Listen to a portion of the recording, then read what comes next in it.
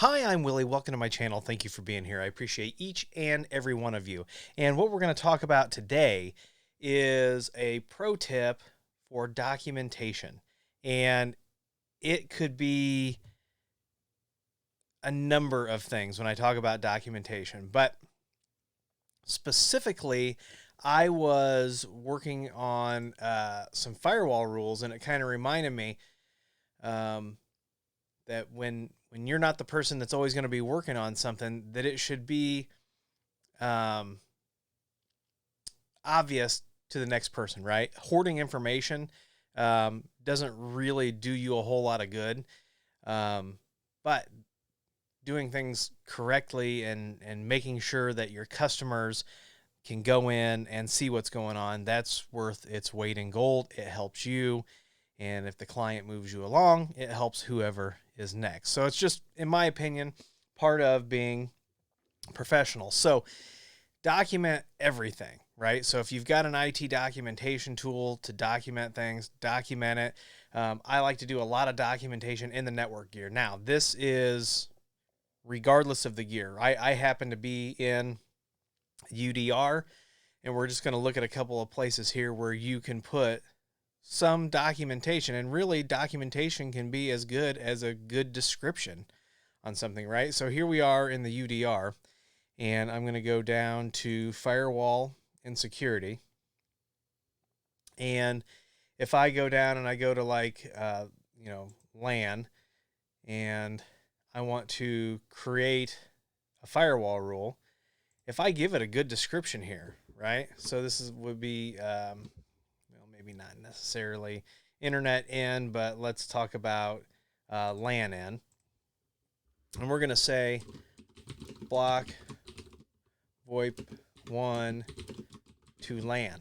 That is pretty good documentation. That description right there just became something relevant, something that I can look at and know what's going on, as long as the rule,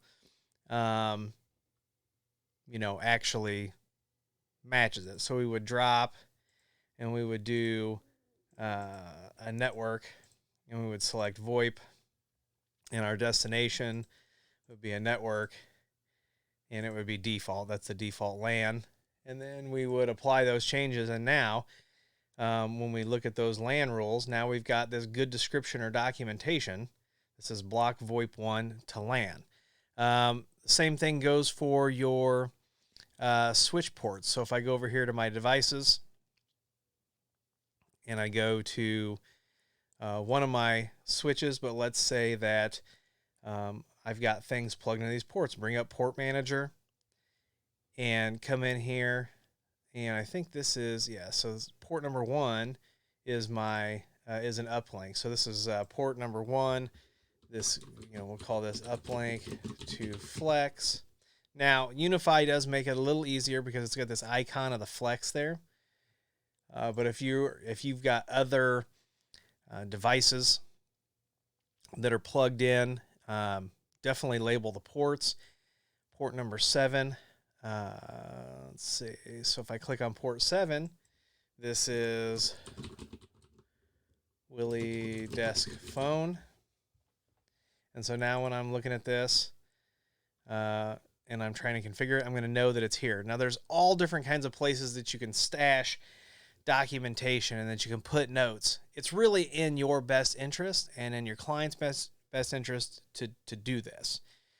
So we always recommend, and I just had this conversation a couple of times over the last couple of days. So it's something, make sure that you're keeping that documentation up to date.